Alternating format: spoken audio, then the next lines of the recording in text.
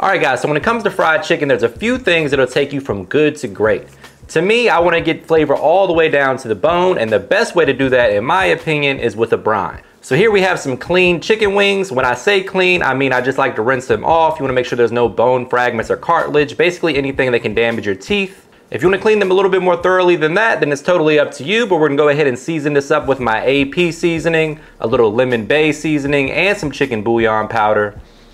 Next, we're gonna add some hot sauce and then of course the buttermilk. So now you just wanna get in there with your hands, make sure you massage that in, and then we're gonna coat that in the buttermilk, pop that in the fridge for about 2 hours. Feel free to use whatever seasoning or flavors you like in your chicken, but the key here is to let this brine for at least 2 hours, preferably 2 to 24 hours. If you got the time, overnight is best. The next thing that you wanna make sure that you get right when it comes to fried chicken is the breading. For me, I like a 2-to-1 ratio of flour to cornstarch. So today I'm gonna go with about 2 cups of flour and 1 cup of cornstarch. The cornstarch is gonna do 2 things. One, it's gonna make sure that the chicken is extra crispy, but it's also gonna help ensure that the chicken doesn't get too dark during the frying process. All right, so once you have the right flour to cornstarch ratio, now it's time to get some flavor in there. For me, I'm gonna use my all-purpose seasoning. Again, guys, always use whatever your favorite seasoning is. The key to a good breading is to make sure you get the right flavor ratio. So you wanna have a nice adequate amount of salt. You wanna have other flavors like onion powder, garlic, pepper. This is my lemon bay, so we got a little bit of lemon. Think lemon pepper, Old Bay, basically. You can add that. And then we're gonna enhance the flavor with some chicken bouillon powder. This is got quite a bit of salt in it, so you don't wanna go too crazy on that. But the other 2 seasonings are pretty low in sodium, so it balances out. We're just gonna get in there with our spoon and give that a good mix. A lot of times you can tell how well seasoned the flour is just simply by the color. They'll tell you that you shouldn't taste raw flour, but I've been doing it my whole life. You can get a little fingertip in there, make sure that it tastes, you know, like it's seasoned. Totally up to you though. Might need to put a little disclosure at the bottom. Don't want to get anybody sick, but that's just how I've always done it. This is one of those things that's not really a great measurement for it. I'm going to put some rough measurements down in the description box, but you really want to season to taste, and everybody's, you know, seasoning preference is different. So for me, I like my chicken to be well seasoned, especially the breading. So that's why I'm going with the 3 options that I have here. All right, so the next thing that I think is important when it comes to a good chicken wing is a sauce. If you're deciding to go with the sauce, you want to make a really good sauce, and this is my favorite barbecue sauce right now. It's a honey chipotle barbecue sauce. We're gonna get the party started with 2 tablespoons of butter. We're gonna melt that down, add in a ½ cup of brown sugar. If you've never made your own sauce from scratch, guys, I promise you this is the one to start with. So we're gonna go ahead and melt the butter down, get the brown sugar worked in. We need 1 cup of ketchup. If I can get the top open, there we go. Just gonna eyeball it. Followed by a ½ cup of molasses. Probably got one of these in the back of your fridge from 1998. Make sure you check the date. A ¼ cup of honey. And then 1 can of chipotle peppers and adobo. Not all the peppers though, unless you want it to be super spicy. I like to just use the liquid from the can. So we're gonna go ahead and pop the top on this. If some of the peppers get in there, no big deal, but I don't want all of them in there because it's gonna be incredibly spicy if you do it like that. I really just want that smoky element with a little hint of spice. So just get them out and kind of just squeeze.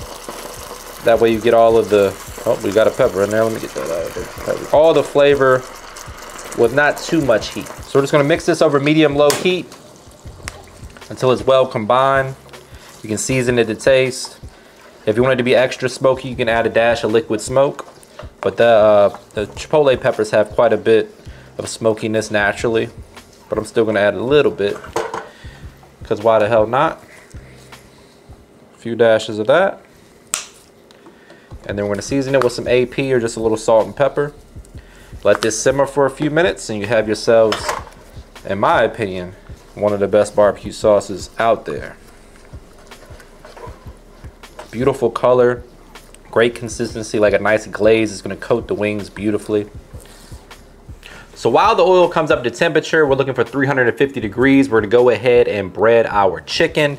Pro tip, guys, is to do this in advance. You want this to sit with the flour on it for at least 10-15 minutes. Really allow that flour to adhere to the chicken.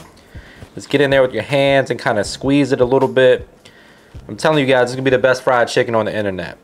Really can't beat it. When you add the sauce to the mix, you got the perfect party wing on your hands. But you could also serve this just straight up fried chicken. I'm not gonna double dip these because we're going with the sauce on top. So that cornstarch is gonna make sure these are extra crispy. Then we're just gonna let them hang out right there on that foil pan until it's time to fry. Let me know in the comments if you're a drums or flats person.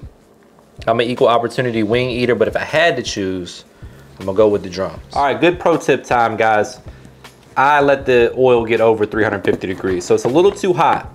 The best way to do this is to turn the heat down or off, and then add some room temperature oil to your oil that's a little over temperature. And that's gonna reduce the temperature, right? Not rocket science, but it's a great pro tip. I didn't know that when I first started frying stuff. So just keep that in mind. If you ever overshoot your temperature, just add a little room temp oil and you'll be frying in no time. Best way to know if your temperature is too hot is to have a digital food thermometer. I sell one, or you can grab one on Amazon. I got a link for this in the description box down below.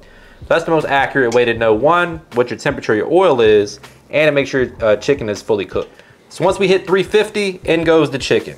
Don't overcrowd your fryer. You want to make sure they don't get stuck together or stuck to the bottom.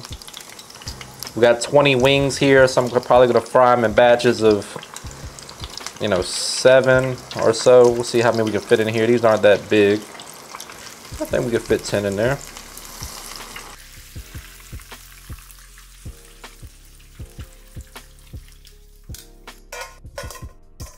All right, so these are fried so beautifully that I'm gonna leave some unsauced, but for the rest of them, we're going down with that barbecue sauce that you guys are gonna love. Give them a little toss in the sauce.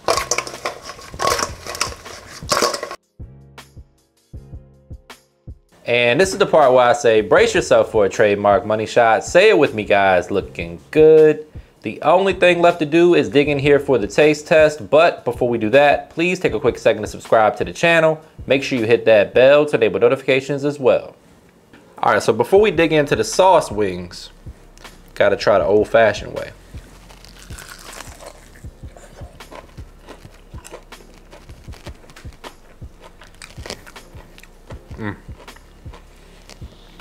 This would be tough to beat. Favorite part of the job right here.